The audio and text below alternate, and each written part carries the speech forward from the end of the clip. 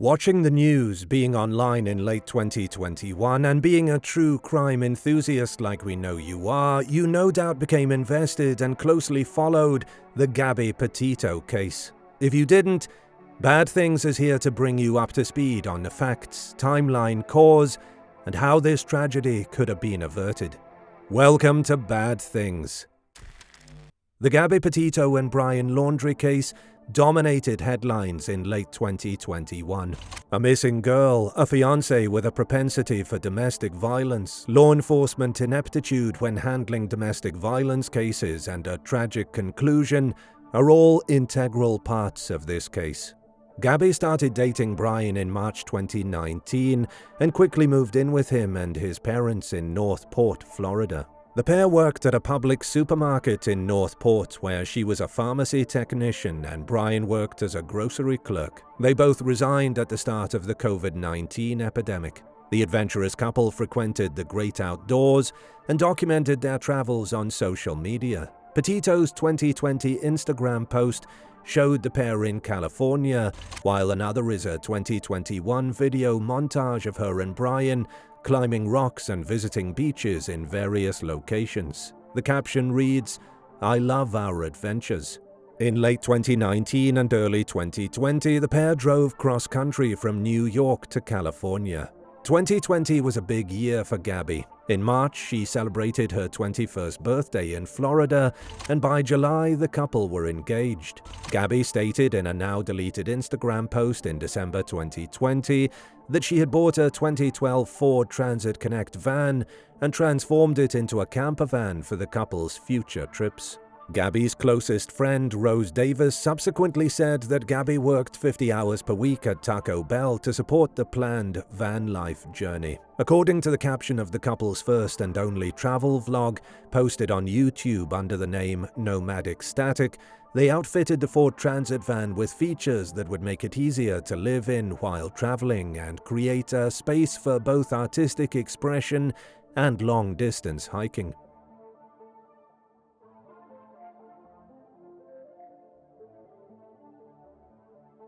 On July 2, 2021, the couple started their van life travels west after attending Gabby's brother's high school graduation in New York. Her posts to Instagram from July and August include travels to various national parks, and she is seen with an ear-to-ear grin at each location.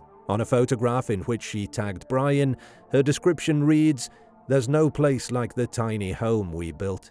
Just 1 month into their trip, things took a turn for the worst. On August 12th, a worried 911 caller reported a domestic dispute at the Moonflower Co-op in Moab, Utah.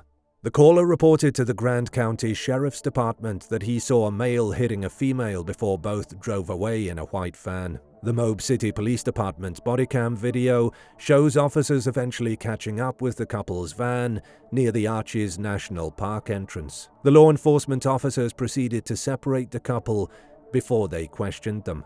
Gabby looked noticeably terrified and was crying during her conversation with the officer, as seen on the bodycam footage. She acknowledged that the couple had a dispute and offered an explanation as to why, saying, I don't know. It's just some days I have really bad OCD, and I was just cleaning and straightening up the back of the van before, and I was apologizing to him and saying, "I'm sorry that I'm so mean," because sometimes I have OCD and sometimes I just get really frustrated. Not like mean towards him. I just I guess my vibe is I am really in a bad mood. And I was just saying, I'm sorry if I'm in a bad mood. I've just been really stressed. I had so much work I was doing on my computer this morning. What do you do for a living? I used to work at an organic juice bar, but I just quit my job. Okay. I was a nutritionist. That was my That's job. cool. And I just quit my job to travel across the country. And I'm trying to start a blog. I just have a blog and stuff. So I've been building my website. So I've just been really stressed and he doesn't really believe that I could do any of it, so that's kind of been I don't know, he's down there, I don't know, we've just been fighting all morning, and he wouldn't let me in the car before. A second officer's bodycam video records Gabby confirming that Brian had hit her. In his interview with the authorities, Brian looks friendly and unconcerned, blaming the dispute on Gabby, getting worked up, and even jokes around with the officers. Officers noticed scratches on his face, which he said had been caused by Gabby, and maintained that he wasn't hitting her, but rather pushed her away to protect himself from her assaulting him.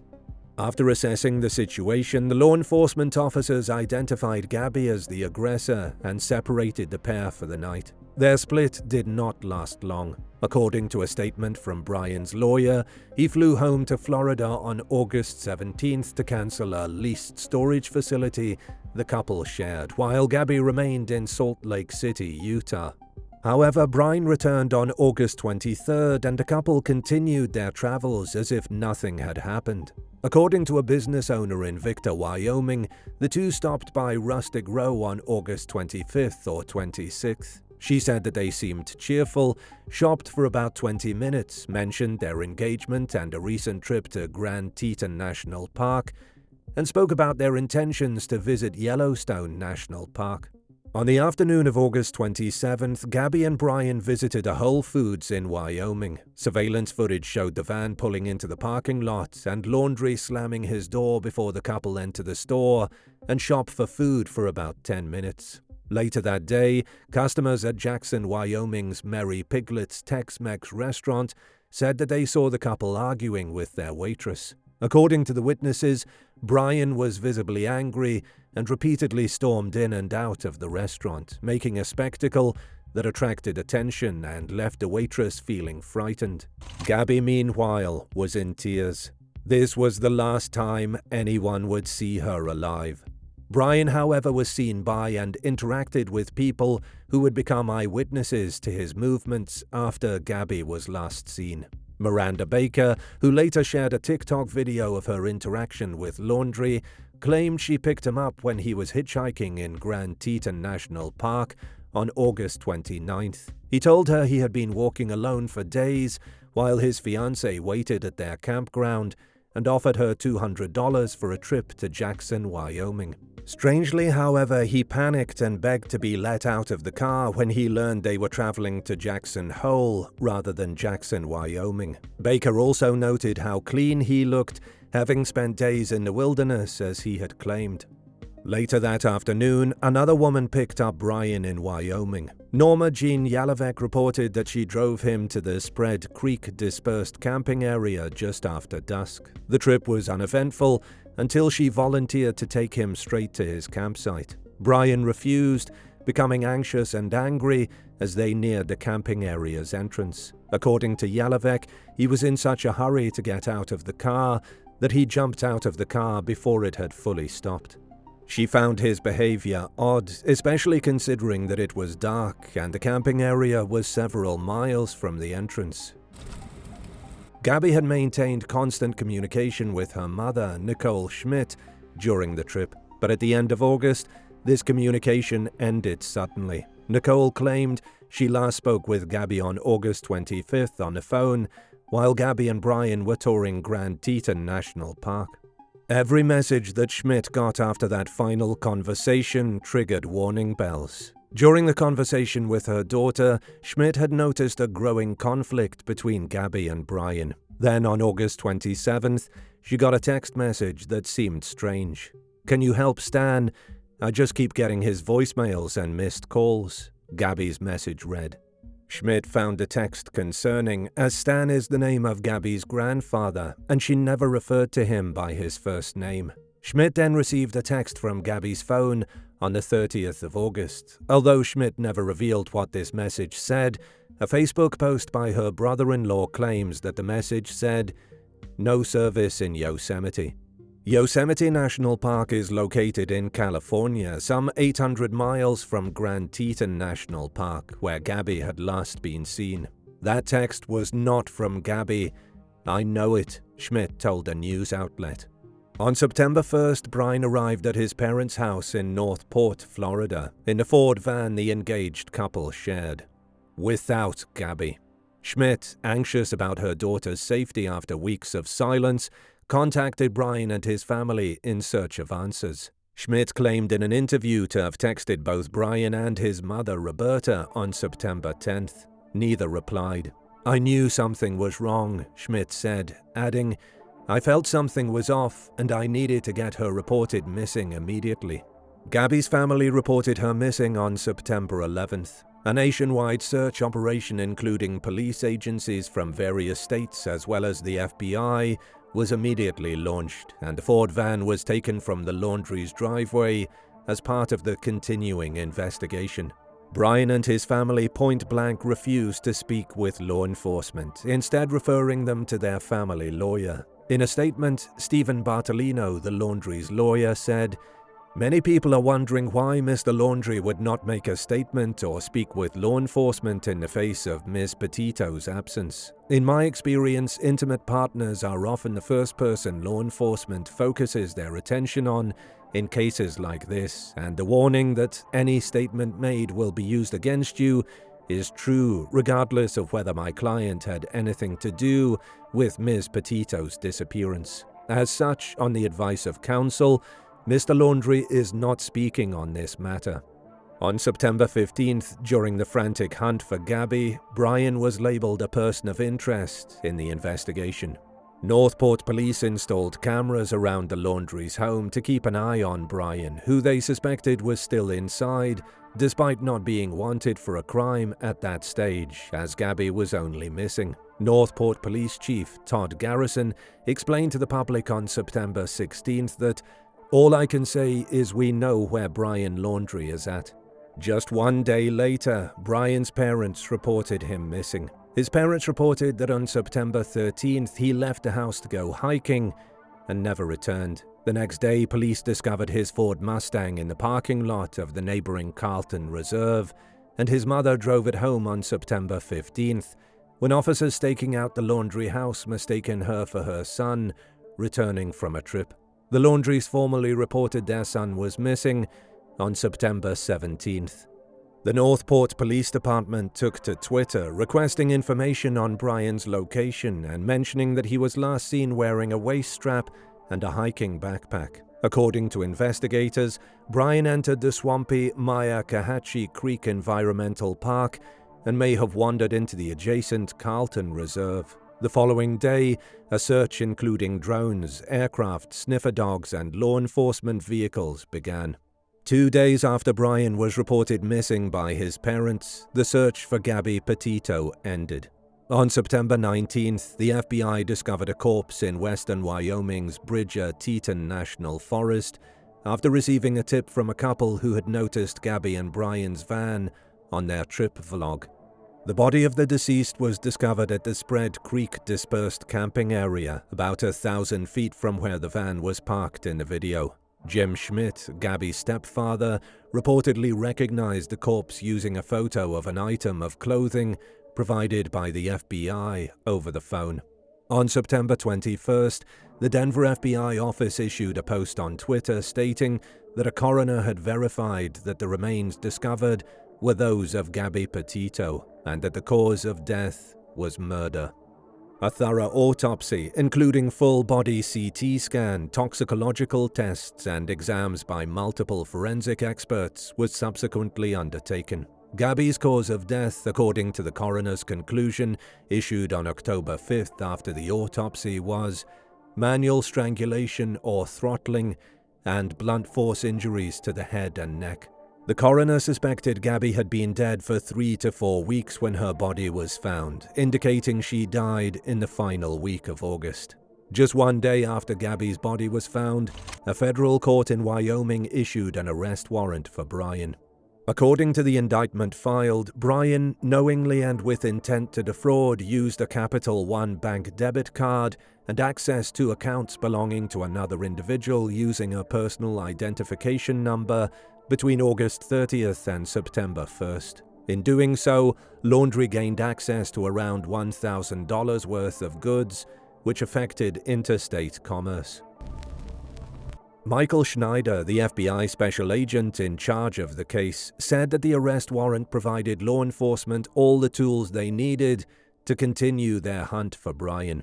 In addition to being a missing person, Brian was now a wanted man.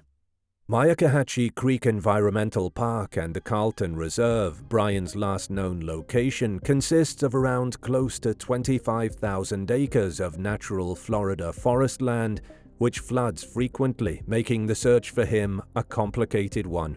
After nearly a month of searching, the FBI began to scale back their search. The park had been closed by authorities during the search, but reopened to the public on October 19th. Brian's parents told officials that they planned to return to the park to search for their son once it reopened. On October 20th, law enforcement authorities met the Laundries in the park and conducted a joint search. About 2 to 3 miles from the park's entrance, Laundrie's father discovered a dry bag in the trees 20 feet off the path. Soon thereafter, law enforcement officers discovered a bag, notebook, and skeletal remains in the same vicinity. Authorities most likely missed this evidence during their first search, owing to flooding, since the area of the park where the remains were discovered was inundated in chest-high water before drying out. On October 21st, dental records revealed that the remains were those of Brian Laundrie. According to the autopsy report later released by the District 12 medical examiner, Brian died by taking his own life with a revolver. On January 21, 2022, the FBI issued a report declaring that the investigation had concluded. They stated that Brian claimed responsibility for Gabby's killing in a notebook discovered beside his remains. On June 24th, the Laundrie's lawyer made 8 pages of the notebook available to the public. In the handwritten pages, Brian alleges that Gabby was wounded and hypothermic while hiking in Spread Creek and urged him to end her life. "I ended her life. I thought it was merciful, that it was what she wanted," Brian wrote, adding, "But I see now all the mistakes I made. I panicked. I was in shock. But from the moment I decided, took away her pain, I knew I couldn't go on without her." In other parts of the notebook, Brian refers to Gabby as the love of his life, apologizes to her family, and pleads that no one makes matters more difficult for his parents. He also acknowledges that following the murder, he traveled home to spend his last days with his family. He concluded the notes with a postscript in which he wrote, "I am ending my life not because of a fear of punishment, but rather because I can't stand to live another day without her. I have killed myself by this creek in the hopes that animals may tear me apart, that it may make some of her family happy." Could Gabby Petito's death have been averted? Could Brian Laundrie have been brought to justice before he ended his life? Gabby's family seems to think so.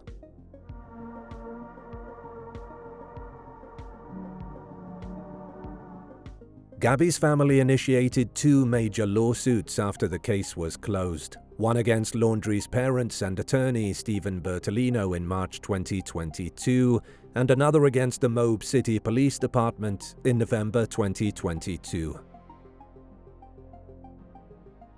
Did Brian's parents suspect or know what their son had done? The Petito family addressed these issues in their lawsuit filed against the Laundrie family. In the proceedings, they alleged that the Laundries knew what their son had done or had known that Gabby had died weeks before her corpse was found. These allegations seem to be well-founded on the surface due to the strange behavior of Brian's parents just before and after he came home after killing Gabby. The following allegations or theories were made in the lawsuit documents. It is believed that on or about August 28th, Brian told his parents that he had murdered Gabby. On the same day, Brian's parents spoke with attorney Steve Bertolino, gave him a $25,000 retainer for a Wyoming law firm from where Brian had phoned. In an effort to avoid any contact with Gabby's mother, Roberta Laundrie blocked Schmidt from sending any messages to her phone and blocked her on Facebook.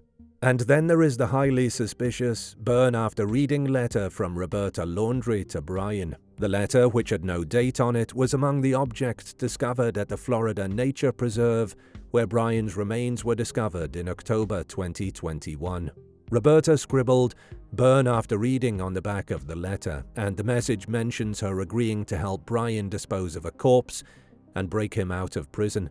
The Petito family claims that Roberta was aware of Gabby's death when she penned the letter and was willing to assist him in covering it up. The laundries reject this interpretation, claiming that the letter was written before Gabby died.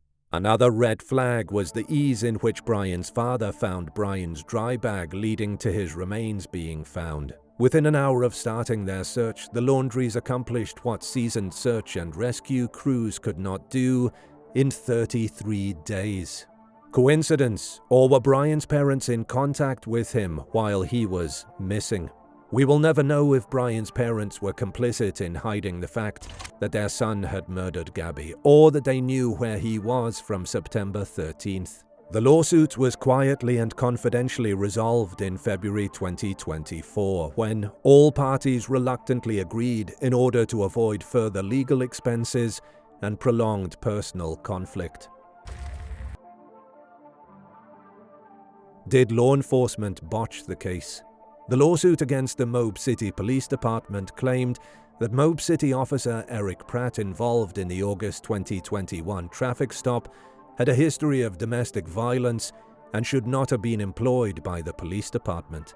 The suit further claimed that the officer in question did not properly execute the law, consequently failing to protect Gabby from domestic abuse. According to the Petito family's lawyer, "We believe Gabby would be alive today if he had done his job to enforce the law as written and protected Gabby that day." In an internal inquiry, Moab police acknowledged making several unintentional mistakes in this case. Northport Police Department were also accused of negligence because of their lax handling of the case. Brian was the last person seen with Gabby. Why was he not taken in for questioning? So what most likely happened in this mind-boggling case? Brian killed Gabby. But the questions remain: why did he kill her? When? And what happened after he committed this horrific crime? Rose Davis, Gabby's friend, characterized Brian as a dominating and manipulative boyfriend. Gabby had mentioned bizarre incidents to Davis which sometimes caused her to sleep at Rose's house. He's got these jealousy issues, and he struggles from what Gabby called these episodes where he would hear things and hear voices and wouldn't sleep, she said. Gabby had to stay at my house a bunch of times because she just needed a breather and didn't want to go home to him. I do believe that their relationship as they kept going on was getting more problematic. It just seemed like there was more and more arguments, she added. One of these arguments most likely boiled over on the 27th of August to the point where Brian's domestic abuse turned into murder. Not knowing what to do after killing Gabby, Brian started to panic and try to cover up his tracks by first, according to the Denver FBI office, sending text messages to and from Gabby's phone to give the impression that she was still alive. He then went one step further and texted Gabby's mother, as we've mentioned before. Brian most likely contacted his parents and told them that Gabby was gone and that he may need a lawyer on the 28th of August, prompting them to retain an attorney who advised them to not speak to anybody about Gabby's whereabouts and likely told him to come home. After arriving home on September 1st, Brian explained what had happened to his parents. In the 13 days before his disappearance, he was under police surveillance before leaving to go hiking on the September 13th. Why Brian was not followed by law enforcement has not been established and is surely negligence on their part. 2 days later, the surveillance detail saw his car return. Police believed the person who exited the car and entered the home was Brian, but it would later be established that it was in fact his mother, Roberta. On September 17th, Brian was reported missing by his parents, who claimed not to have seen him since September 13th. With all that was going on, why did it take so long for his parents to report him missing? Were they trying to give him a head start at evading justice? Brian was familiar to the outdoors, and the safest place for him to hide and make his next move would have been in the wilderness somewhere. Maybe while there, guilt set in, and Brian decided to take his own life after writing his notes describing what in his mind happened to Gabby. As to what extent his parents were involved in his disappearance is up for debate. We may never know what the real story behind Gabby's murder is, but it has left behind a legacy of a need for improved handling of domestic violence cases by law enforcement and a need for understanding how quickly domestic violence can turn into murder. Thanks for watching. We would love to hear your opinions on whether the laundries knew what had happened to Gabby, and could the law enforcement officers have done more at the now infamous traffic stop to avert the death of Gabby Petito? Leave us your comments below.